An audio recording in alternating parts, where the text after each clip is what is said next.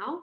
So hello everyone that's watching. I have to, of course, it gets overcast the second we begin our live stream. My name is Amanda Bruce.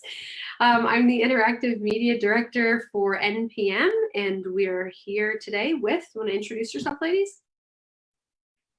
Sure, I'm Brenna Cronin. I'm the General Manager of One License, and I am here to answer, just come at me. I'm here to answer all your questions. Thank you both for having me. I really appreciate it. We're honestly, we're thrilled to have you here. And then Berta, do you want to introduce yourself real quick?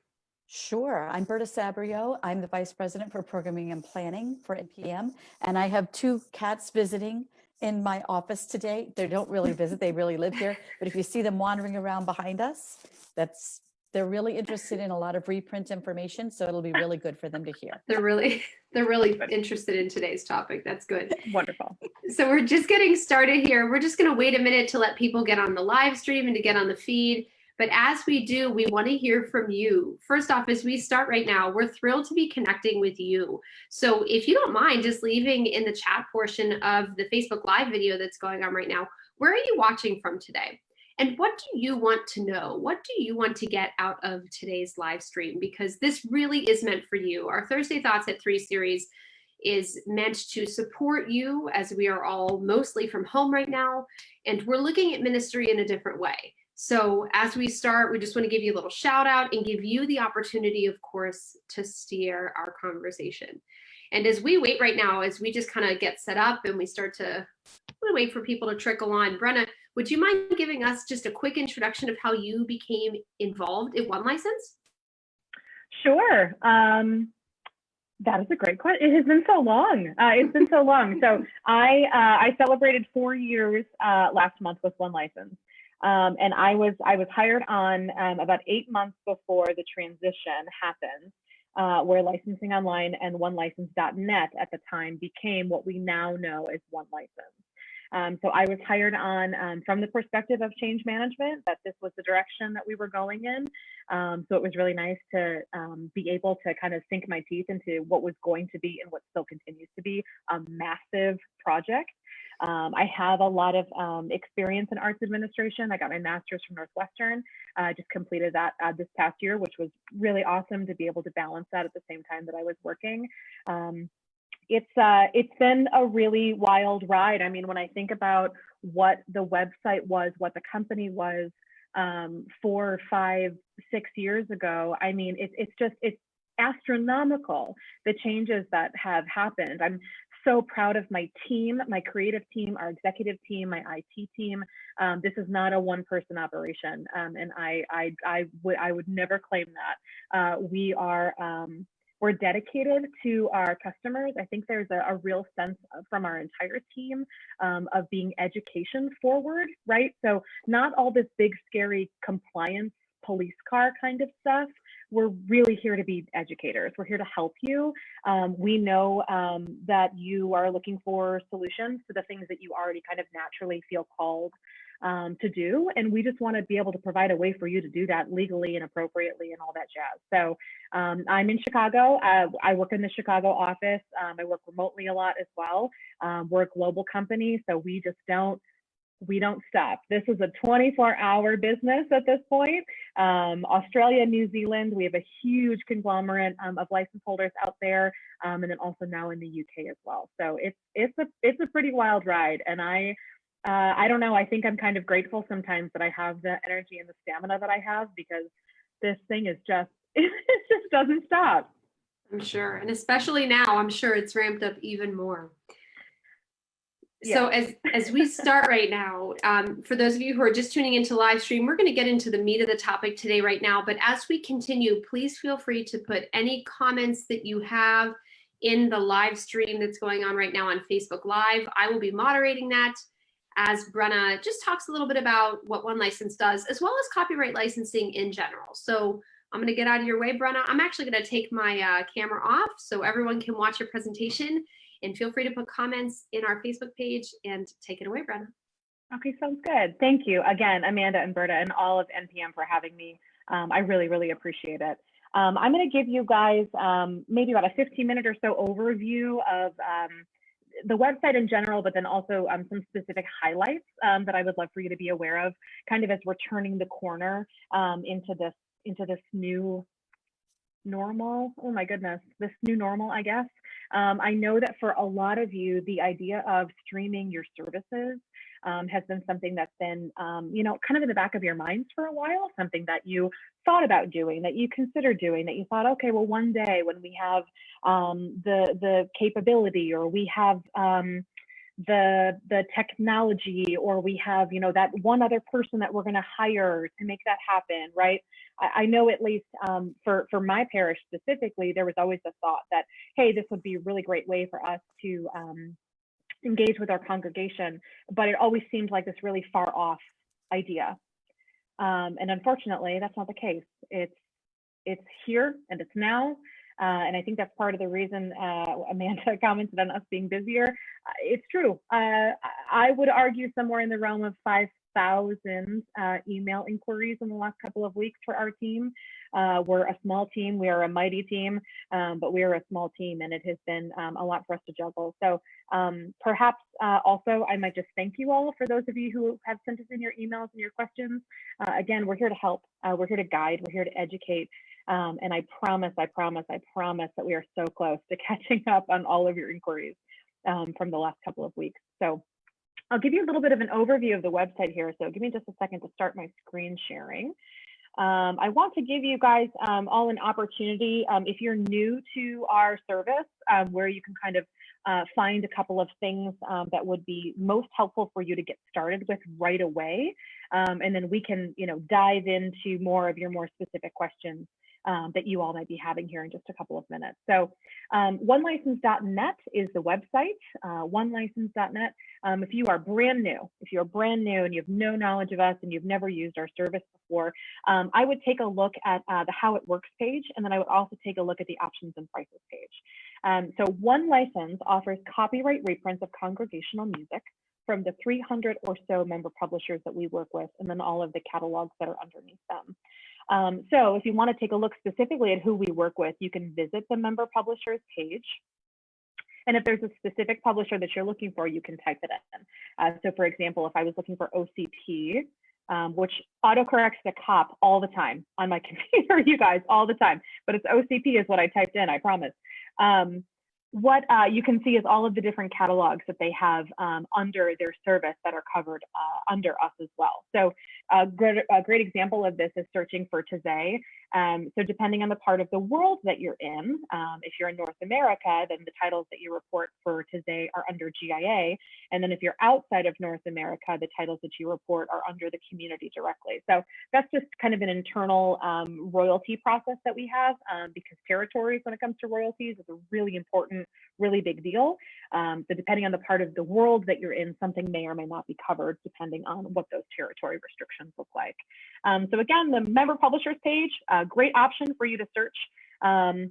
You can type in usually, yeah, I mean, WLP is under WLP as well as world.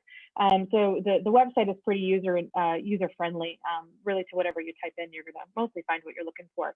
Of course, if you don't find a member publisher listed there, then we don't work with them, unfortunately. I wish, of course, that we worked with everyone, but that unfortunately isn't the case.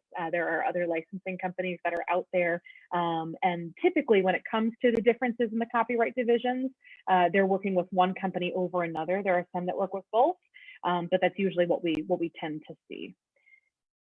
The How It Works page is going to have a lot of really helpful tutorial videos for you as well. Again, if you're brand new to the system and you've never looked at any of these pages before, we divide our licenses basically into three types. So there's reprint licenses. So that allows you to use congregational reprints. So something you would see inside of a reprint box, for example, like on the back of an octavo.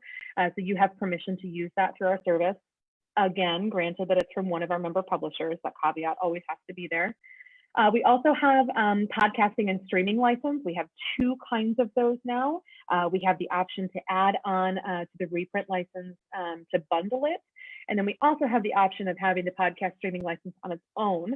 And I'll talk about that here in just a second as well, because that's a pretty significant announcement in just the last couple of weeks here. And then our practice track licenses, They allow you to create non-commercial recordings or commercial recordings, depending upon what exactly it is that you're looking for and whether the title is covered or not, again, under those territory restrictions. So all complicated language to say that sometimes things are covered and sometimes things are not. And that really depends upon the publisher and the copyright restrictions on the specific title. So if you find it in our system, you are welcome to create a non-commercial recording of it, granted that you have the practice track license and you search for it and report it and all that jazz. Again, all of these caveats with it, but you're allowed to burn CDs. You can email out files to your choirs, to your cantors, etc. So really between those three license types, we try to cover the needs that almost any organization would have. I mean, that's really what we're trying to do here, is to have you only have to go to one place. I know it sounds kind of cheesy, one license, right? But we really want you 90-something% of the time to only have to go to one place, because it's just a lot easier than having to track down different types of copyrights from different types of companies. So that's really what we're here for. So again, you can take a look at those tutorial videos that are here. The options and prices page, this is where you're going to find out specifically, again, your drop down for the specific territory that you're in, but you'll find out all of the different pricing. So I was mentioning the reprints, annual reprint license with the podcast streaming bundle is by far our most popular license, by far. It gives you the ability to do almost anything. You can reprint worship aids, you can post lyrics within the video if you have capabilities to do that. You can stream your services, you can have a downloadable PDF to go along with it. You can just use the reprint portion of the license during your regular weekend liturgies and then just stream the service. Like, there's lots of options for what you can do. And here's where I'll kind of say, and I think it's important, again, we just want to offer you the solution, right? You understand your community the best. You understand what is going to work for them. You have a team of people who's working to make sure that worship at your organization is relatable, is spirit-filled, right? Like, you are the ones who know what's going to work for your organization and what isn't. And for some of you, PDF worship aids are a great option. And for others of you, having words up on a projection screen is the way to go. There are some folks out there that would never in a million years have a projection screen, right? So we really want to just be able to give you the opportunity. We want to give you the availability. We want to give you the permission to do it. But really, almost anything under the sun that is going to help you connect with your community is going to be allowed. And now that I've said that, one of you will come up with something that I haven't thought of. But again, come at me with your questions. I'm happy to take them on. But again, the options and prices page is where you're going to want to take a look at, especially for those of you, again, I'm going to share more about it in just a second here, but are looking for that limited podcast streaming license. All right. So for those of you who are looking to switch, we did make that announcement. I'll share the blog post with you in just a moment here. You can make the switch from annual to limited podcast streaming during the specific time of COVID-19. And again, I'll talk more about that here in just a second. But for those of you, an overview of the website, I hope that's kind of helpful, at least the exterior of the website, to give you an idea of how it all works. Of course, we can also take a look at the interior of the website, and it'll give you a little bit of an idea here about how reporting works, how downloading works, and all that jazz. Before I do that, one thing I want to mention to you, if I'm talking way too fast, if all of this is like way above where your learning level is right now, no problem. I want you to visit our blog. It's news.onelicense.net. So just put the word news in front of our website, news.onelicense.net. Our blog is an amazing resource. Every video we publish is here. Every article we publish is here. Almost anything that you are looking for a more thought out answer to is going to be here on the blog site. So what you can do is click the search bar in the upper right-hand corner, and you can search for the word webinar. And for those of you who this is all brand new to, I'm kind of speaking Greek to you right now, go ahead and visit this 2020 new user webinar. So we host that in the first quarter of every year. There's been a new user webinar every year, right? We do it every year. Take a look at this. It's going to be really helpful for you. It's about an hour long, and it's going to give you a lot more information that I can share just in the short time window here. It really is going to spell everything out for you, and it's going to be a great resource. So you can watch it, you can listen to it, however would be helpful for you to kind of digest the information. But I definitely recommend, again, news.onelicense.net. Type in webinar in the upper right-hand corner and then search for the new user webinar that's here. We also hosted a webinar a couple of weeks ago about creative solutions to growing concerns during COVID-19. So this might be a really helpful resource for you too, if you're just kind of getting yourself started, moving in the direction of streaming your services, posting worship aids online, things like that. And that same, or at least a very similar post, if you want to search for, let's try the word creative, for creative solutions. Yeah, this is kind of the written version of the same post on March 12th. And then we took it into a webinar format on March 20th. So definitely take a look at those if you haven't had a chance to do so already. Super, super great resources that are there. So back to the interior of the website here. What you'll want to do after you log into the website, you'll find yourself on the report usage page. I know that some of you have some specific questions about how to report, so I want to give you an example of that right now. All are welcome, Marty Haugen. That's the version I'm thinking of. I know Jesse Manabusen has one also. That's a song that I typically try to use as an example here. It's a song that's quite popular. Folks tend to know it. And I also think that it has a very inclusive message. So all are welcome if you're looking for it. You can click the green report button, and then you can indicate the week that you used it for and then the number of services that it was used in. So for some of you right now, you're only streaming one service, so you may want to adjust that number down. And then you can change the week that you're reporting through this drop-down menu as well right here. So the system lets you report 12 weeks in advance, 12 weeks in the past and then 6 weeks into the future. So you get this quarterly window. You get this quarterly window, for example, and I'll show you that on this page. Again, if you go to My Account and then Report Usage, you have this quarterly window. So if you're looking to report titles from before January 30th, that reporting window is technically gone. So I would encourage you to catch up by putting any unreported titles in this first week here. That's going to allow you to do a little bit of catch up. We encourage you always to be logging in monthly. Weekly is going to be better for some of you who just use more titles. You're a higher end user on the website. But really, if you're starting to get into that kind of beyond monthly, that 6 week kind of period, it starts to get a little, in my opinion, difficult to keep track of what you're using. You certainly don't want to forget to report anything. These titles directly inform the royalties that our member publishers receive. So it's really, really important that you're reporting every single thing that you're using on our website. If you go into the specific week, for example, so I just reported All Are Welcome here for week 17, and you click on the Manage button, here is where you can indicate whether you reprinted and podcasted, whether you reprinted only, or whether you podcasted only. So this is a really, really great resource for those of you, I mean, especially right now, if you have the annual reprint and podcast streaming license bundle, I'm quite confident that all of your titles are going to be reprint and podcast.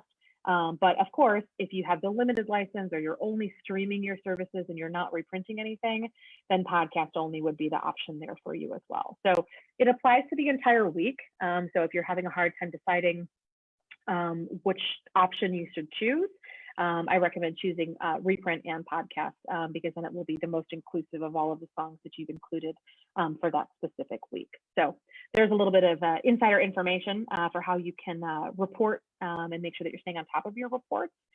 There's also some really helpful buttons down here, reporting from a list, for example, if you have a list of popular songs that you use quite often, or if you wanted to save the music that you had planned for Ordinary Time last year, and now you want to apply it for this year, right? So lots of really great helpful tools that you can use to kind of speed up the reporting process. And then also your most recent reported and the most often reported are there as well. So I'm going to kind of take you out of the general overview of the website here, and I want to bring you back to our blog, so news.onelicense.net in the last couple of minutes of this presentation here. So on April 13th, we announced the launch of the limited podcast streaming license. Really big deal. Really big deal. Took the undertaking from our team was just, I know it's overused right now, my friends, but unprecedented. I'm so proud. I'm so proud of our team. I'm so proud of our creative teams, of our IT team, our executive team, of their leadership, of their knowledge, of their foresight, to know that this is something that we have been, again, it was kind of like on that list, like that dream list of, we know we want to do that someday. We want to be able to offer that license option someday. We need to work with our member publishers and make sure that it's appropriate for our contracts with them. We need to work with our IT team to see what the development would look like. I mean, there are tons of things that go into all of a sudden offering just a different license type. So I can't say how grateful and how proud I am of my team enough for making all of this happen so quickly. We offered about 5 weeks or so of a gratis license from the middle of March, once the pandemic, at least in our area in Chicago, started to become more of a significant concern.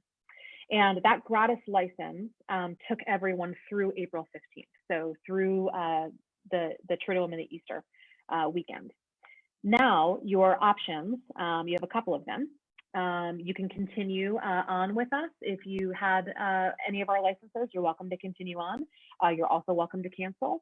And then you're also welcome to switch to a different license type depending on what your need is. So a question that we've been hearing a lot lately is what type of license do I need? Which sounds like I know it sounds like such a simple question, but there's a lot that's involved in it. I mean, there's a lot to really think about and process. So you want to imagine, what is your congregation experiencing? Are they experiencing only reprinted music? Are they experiencing a streamed service? Are they experiencing a streamed service that also has music embedded into it, right? So there's lots of questions that you're going to want to ask yourself, because every organization is going to be different. What's going to work for one organization may or may not work for another. So you want to kind of take a step back and think about not only what is my congregation's level of participation look like, because for some of you, the limited podcast streaming license is going to be more than enough. It's going to allow you to set up a phone or a camera or a computer in the back of your sanctuary, film the service, post it online, and that's it. And for some of you, that's more than enough. You don't need the reprint portion of the license to be able to do that. But for others of you, you still want to continue to create PDF worship aids. You still want to put lyrics up on the screen so folks can read and sing along, right?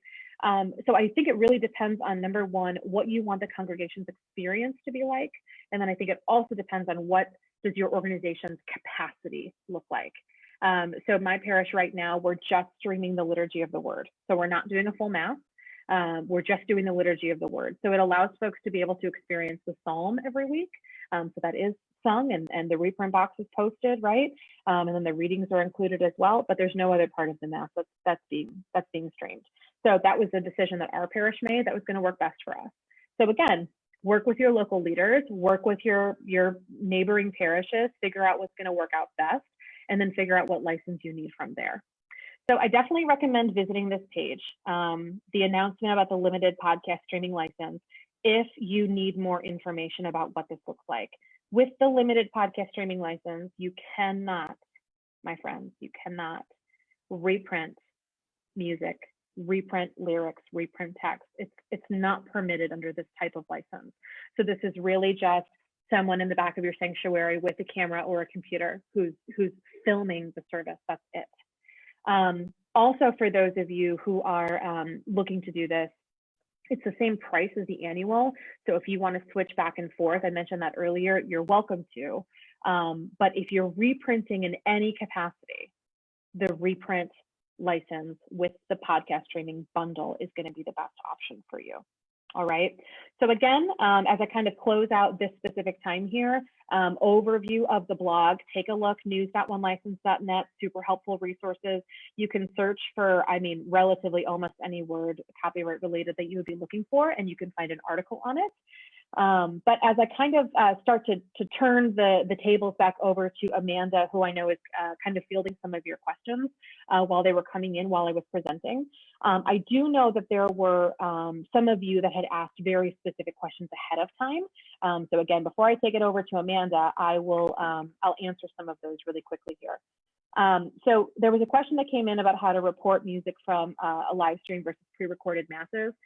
So I hope that I showed you kind of a step-by-step overview of what that looks like when we were logged in here, and then specifying the differences between the different license types. So anything that you are streaming, so if it's a trumpet fanfare, if it's an instrumental prelude, if it's a choral anthem, and if it's covered by our member publishers, if you're streaming it in your service, you need to report it. You need to report it. So while All Are Welcome might be your gathering song, which you've reprinted, right? And you normally, let's say you're only reporting All Are Welcome normally.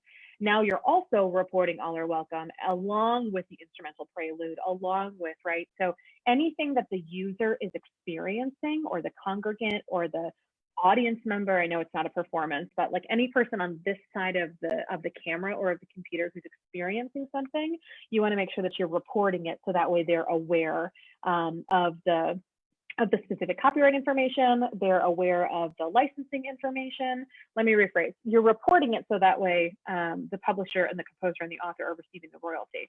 But the specific line that should be listed on your description of the video should include the title and the copyright year, the publisher, the author, the composer. All of that copyright information needs to be with the description of the video. So Christy Allison had asked this question on the Facebook group. So thank you, Christy, for bringing this question to us. Christy specifically said, how do I properly appreciate or acknowledge the rights for songs used in a live stream or a pre-recorded liturgy? So what you're going to want to do, Christy and others, you're going to want to go to My Account and then My Profile. And then you're going to download a copy of your welcome packet. So the welcome packet has tons of information in it. So again, My Account, My Profile, click on Licenses, click this green arrow, and then click Send Welcome.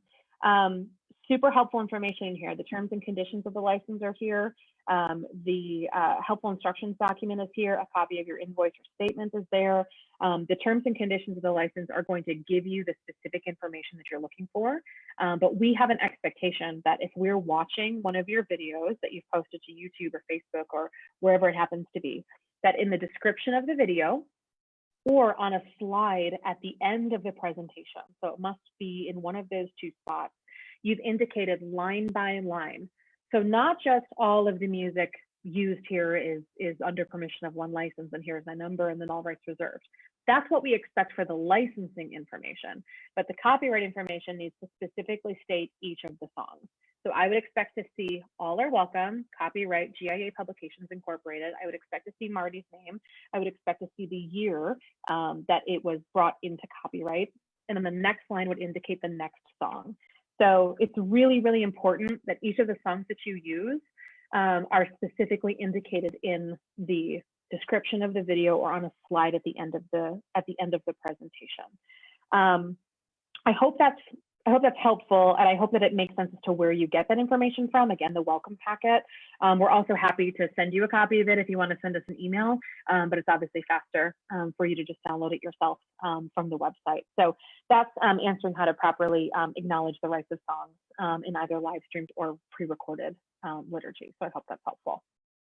Amanda, I'm going to pass it back over to you. Are there any questions that you kind of want to start with, either with things that I've already shown, or, I mean, new topics are fine too, that's fine. If it's helpful, I can keep my screen sharing going so that way I can, kind of continue to demonstrate things if that's helpful for folks. Yeah, I think that's good. Let's just keep it up for a little bit then. That sounds good. So Brenna, we do have a question that came in regarding a topic, and I'm actually just going to rephrase it a little bit. So can you address the copyright implications between owning a physical copy and then scanning that copy for maybe Fourscore or keeping it digitally for yourself on your iPad? The question was raised in terms of choral octavas, but I think it could also go past that. So would you mind discussing that a little bit? Yeah, I think that's fair. And I'll say that, again, one license offers congregational permissions. So you're right, I think part of the question is appropriate for this as well. But I'll also mention that if you have specific questions about your octavos, about instrumental pieces, about anything having to do with cantors, choirs, instrumentalists, accompanyists, etc., I would recommend that you reach out to the publisher directly to find out what their policies are about this. I know that there are plenty of publishers that have no problem with you having kind of a digital library of sorts of what you're pulling from. We get this question all the time too. Think about it this way. When folks download something from our website, they ask, well, is it automatically reported? And the answer is no. I mean, you can download something once. You can download All Are Welcome once and then use it 6 or 7 times throughout the year. It doesn't necessarily make sense to download it every time you're using it. I mean, sure, for the ease of finding it, if you don't want to store things on your computer, of course you're welcome to. But I know for me, if there's limited space on my computer, I don't want to download something that I already have a copy of, right? So I think it's helpful for a lot of folks to kind of think about this library, this database of sorts that they have on their desktop. Maybe, you know, they have a folder for ordinary time, they have a folder for Advent. That's fine. It's entirely fine. I also think that it's probably appropriate too to then take that to an iPad. I mean, whatever the system that you're using. Again, imagine our service like we're playing volleyball. I'm going to serve the volleyball up to you. If you want to bump it, if you want to spike it, if you want to drop it, that's fine. Whatever, in theory, I mean, within reason, my friends, whatever is helpful for you and what's going to work for you and your organization is in theory fine. But there are obviously implications to then sending that file to 10 of your friends. So I would caution you not to send the file to 10 of your friends. But I do think it's appropriate if you wanted to download something from our website to save it on your iPad. I think that that's appropriate. Does that answer the full extent of the question? Yeah, I think so. I think that that's a good summary for, like you said, what you can say, and then of course, what they should do in terms of contacting a publisher. Yeah. Okay, good. We have a couple other questions too. Do you need to report for public domain hymns? No, the only reason why you would report is if there was a arrangement that you used by a living composer. So if you are reporting Silent Night, the report's not going anywhere. If you're, you know, there are some publishers that provide a downloadable copy of it if they happen to have it in their hymnal resource, right? So you can download it from our website. So naturally that green report button is there. But no, public domain titles don't go anywhere. The reports don't go anywhere. The royalties in theory don't go anywhere. So you really should only be reporting when you're using an arrangement by a living author or composer, and that will be pretty clearly indicated in the title. So you may find, you know, Silent Night as one option, public domain, and then you may find the next Silent Night as, you know, copyright, part of an arrangement copyright by a different composer. So I would just make sure that you're reporting appropriately for which of the versions you're using. Okay, great. Now, this is a little bit of a challenging question, so Brana, but I think you're up for it. So, okay.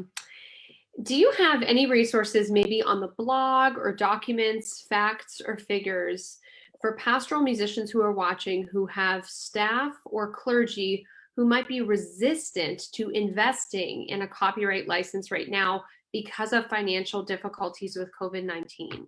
Is there anything that people can send over? Yeah. Well, they can send over the answer I'm going to give you. They can email me, and I could write about it all day. Oh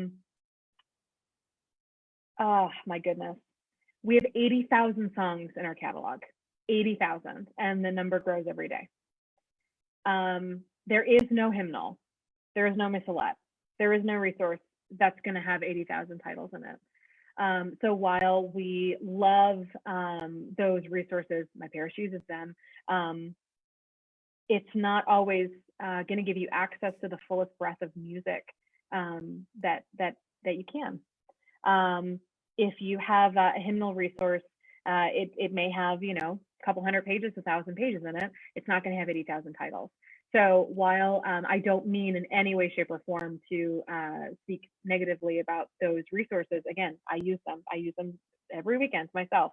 But I think that there's just there's a leg up that One License has with having access to all of this music.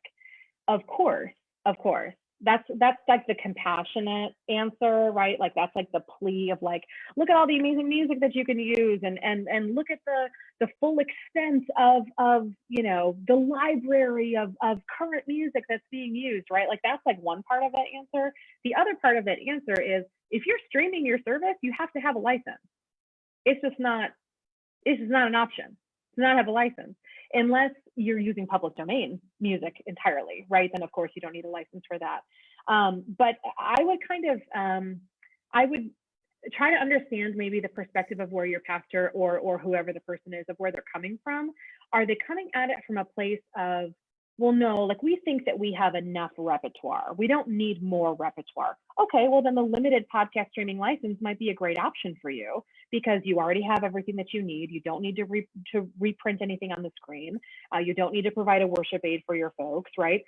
Everyone knows all the songs. They can just experience it and sing along, right? Or if they're coming at it from the perspective of we just can't afford to stream our services, well then it's not a question of whether you can afford to have our license. It's a question of like whether or not you're showing up on the internet right now during a pandemic, right? So like there are layers to that question that I think it depends on what the perspective of the pastor or whoever the person is who's kind of giving you a hard time or giving you some pushback about it. I can also tell you, if you take a look at the options and prices page, my friends, it is less than $1 per year per person. Less than $1 per year per person. So take that dollar and divide it by 52, and your congregation has access to so much. It's actually amazing. If you already have a reprint license, the vast majority of our churches are somewhere around category E. So for only another $150, this does not mean to sound like a sales pitch. I just want to answer the question, right? For only another $150, you can stream your services legally. You can allow the composers and authors to keep their livelihood, to keep the income that they are worthy and appropriate to be deserving. So I don't know, you can come at it from a couple different angles, I think, depending on where their hesitation and reservation is coming from. Okay, thank you. Thank you for doing that. Now we have two more requests. One is, can you just repeat the part you previously mentioned about having to list the names of each song used in a recorded mass on the screen, even if you have an order of worship with the copyright info and licensing available? Would you mind just saying that again for people who are just tuning in? Yeah, no problem. So to take a look at the welcome packet information, when you're logged into your account, go to my account and then my profile.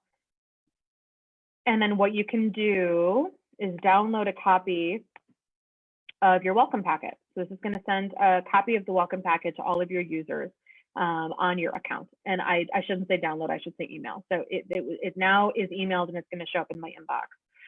If you take a look at the language in the welcome packet, it specifically indicates how the license line should appear, which is as follows: reprinted / podcasted / streamed, whatever the situation is, right? Reprinted, streamed, podcasted, etc. with permission, under one license number, and then you indicate your number, and then a period, all rights reserved.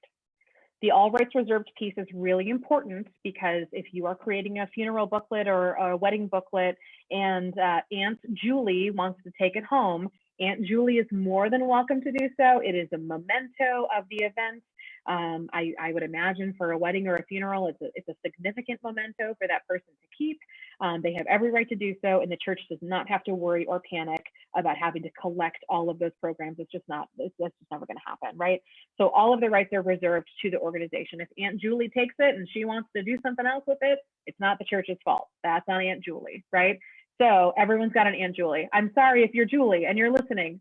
I could have picked a different name. I think Karens get a lot of slack lately, and I don't like to say Karen. So, you know, the Barbs, the Karens of the world, right? They're getting a lot of slack lately. So no, if Aunt Julie wants to take the worship aid out of the church, she's more than welcome to do so. It's fine. All rights are reserved. Reprinted, podcasted, streamed with permission under one license number, all rights reserved. And then for the copyright line, you indicate every single title. So more often than not, if we were to go back to the report usage page, more often than not, that information is already going to be listed in the reprint itself. So that's where you can pull it from. So again, if I'm talking about All Are Welcome, I'm going to pull up this JPEG image that's here. So right here, all of the information on the bottom here is what you're going to want to reprint. on your description of your video or on a slide in your video. Either way, totally fine, completely appropriate. But it says text Marty Haugen, tune, there's the Two Oaks reference that's there, copyright 1994, GIA Publications Incorporated. You can also find that information right here, and you can just indicate exactly what I said. All are welcome, Marty Haugen, 1994, GIA Publications Incorporated. So listing out all of the specific titles is incredibly important, because as folks are watching or experiencing the video, they're going to want to know specifically what each of the different titles are. So instead of just saying all this is covered, okay, well, great, it's covered, but what was that psalm? That psalm was beautiful. I want to know what that psalm is, right? I want to know how to be able to go back and use that psalm. So listing out all of the specific titles not only gives the attribution that you're looking for the composer or the publisher, etc., but it also allows the person who's experiencing the liturgy to know what's being used. Cool, thank you. All right, so we have, it looks like the questions are coming in now. This is great. We have 2 more questions here for you. Oh, someone said just about that right now. Does it matter the size of the copyright text? No, great question. Okay, cool. All right, so let's say someone purchased now, or maybe upgrading if they only had the print version. Mm-hmm. Is it okay to report what we already streamed over Easter and the quarantine season, kind of like retroactive reporting? Yeah, so you can retroactively report, but we're going to want to backdate your license to cover those dates. So again, and this is where we come at it from a place of compassion and education, not with police sirens, right? If you, up until this point, have not had a license and you have been streaming your services, today's the day.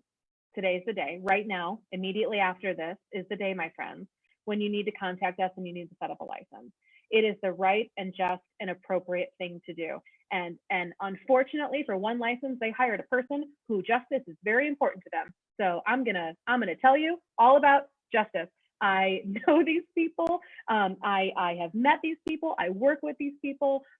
Using their music, streaming their music without the appropriate copyright license is illegal, my friend. It is illegal. It is not allowed. It is not permitted. However, come to me and I will help you. We will figure it out. We'll backdate your license. We'll start at April 1st. We'll prorate the account. There are options. You are not in trouble. If you come today, right? Today and today only, no, whenever, we will figure it out. We'll figure out whatever an option can be for you to be able to get the solutions that you need. This is not, oh, I have to, I don't know. You don't even have to take down your service. We'll figure it out. You can keep your service up, add the attribution. We'll figure it out. Just send us an email. So I think that, there's a little bit of confusion right now for people as well, because One License was so generous with their free live streaming license. So if somebody were to say, well, do I really have to do that retroactively because One License was offering a free license during that time anyway? So can you please clarify that for people so they really understand that? Yes, that is a fantastic caveat to that question. There is a difference, my friends, between free and a gratis license. So gratis, yes, is a fancy word for free.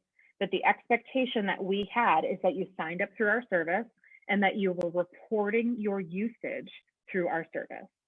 So the license is only gratis, it's only covered, it's only free, right? If you are registered in our system and you were reporting your usage of your titles. So that way we can make sure that those show up on the royalty reports for our composers and publishers and authors. For you to just use music for free because someone said you can use music for free, well, I would argue, then how are you letting us know that you used it? Where are those reports?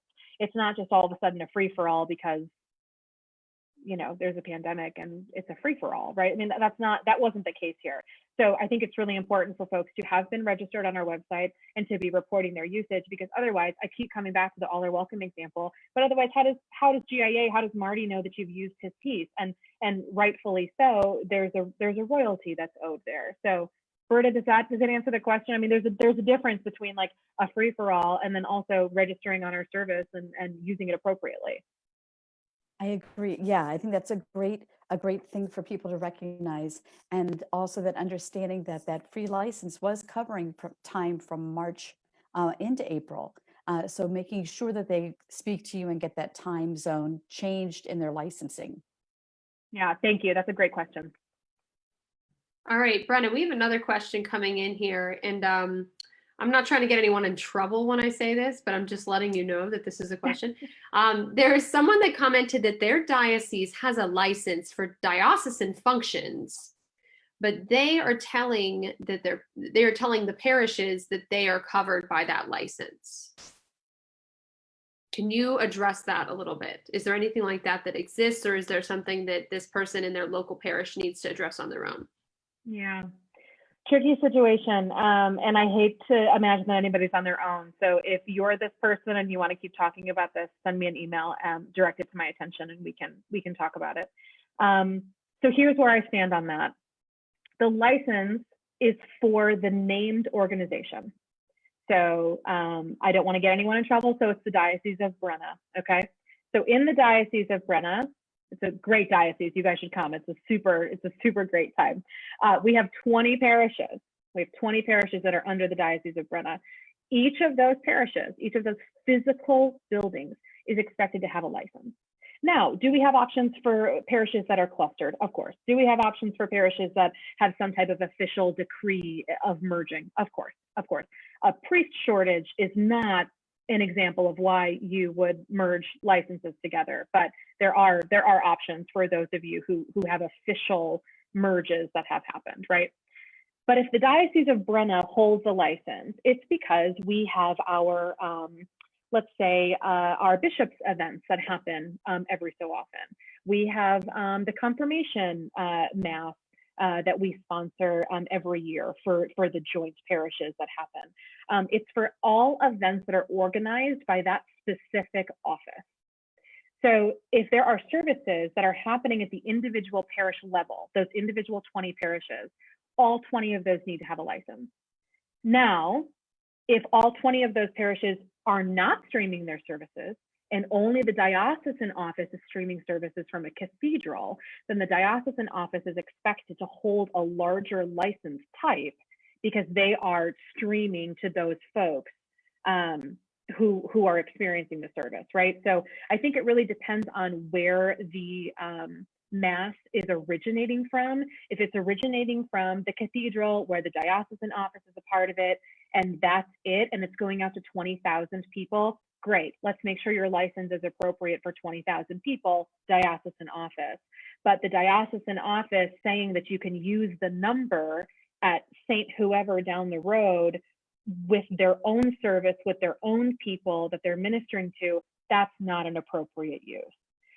Beyond that, the way that the royalty reports are distributed in the system is based on the size, it's based on the subscription size, it's all of those things are calculated into what is being used, right?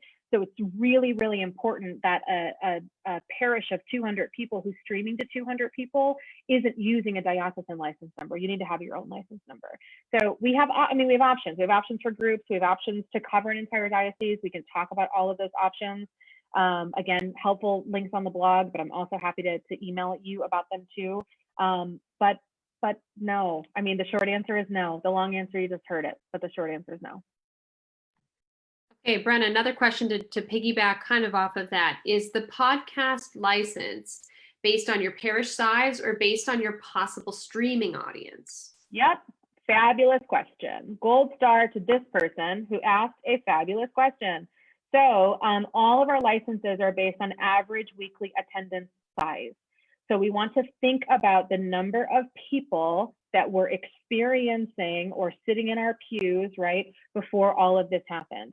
So for some folks, they do a count every October. Makes sense. What was your number from October? That's the number that you want to choose when you're looking at your average weekly attendance. It's also part of the reason why we have ranges, right? If you, the vast majority of the time, you're in category E and you've got 500 people that are coming to your services, and then all of a sudden on Christmas, it's 701.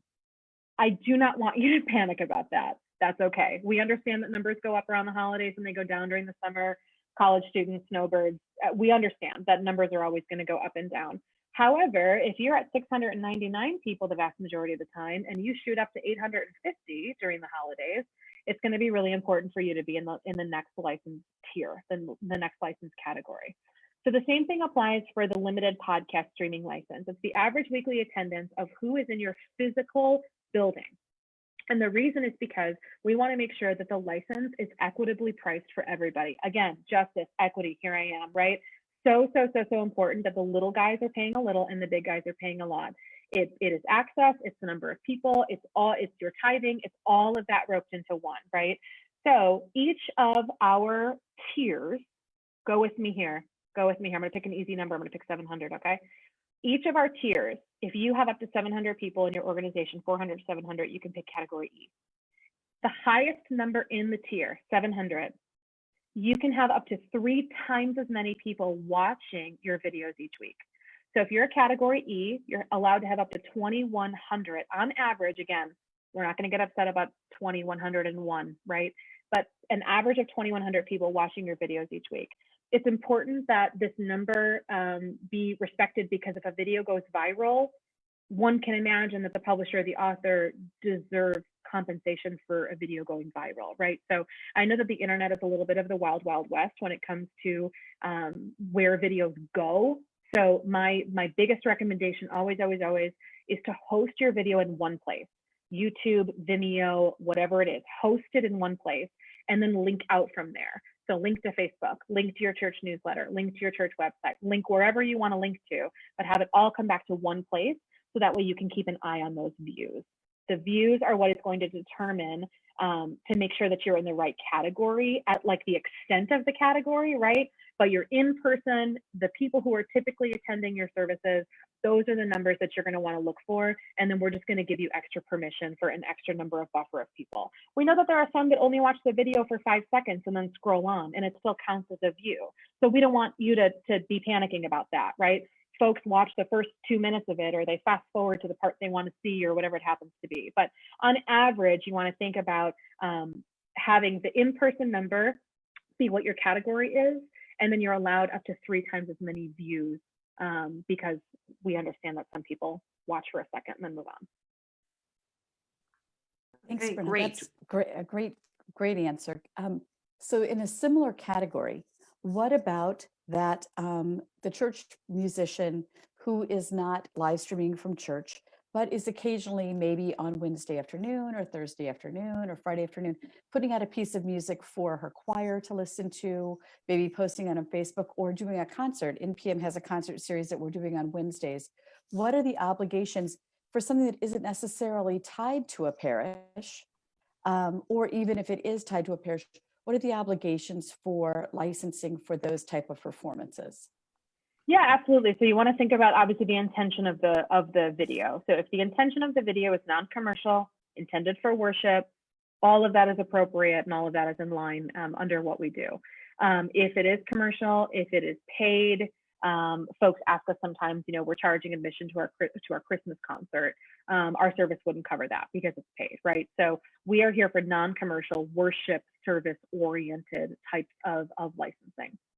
So if you are at a parish, or whether you're not, either way, and you're an individual person, you can hold an individual license. It does not have to be, we use the word organization instead of churches, because we know that there are funeral homes and hospitals and all kinds of retreat centers, all kinds of different folks who use our service. So whatever type of organization you are, as long as it's non-commercial and it's for the context of live worship, it's appropriate.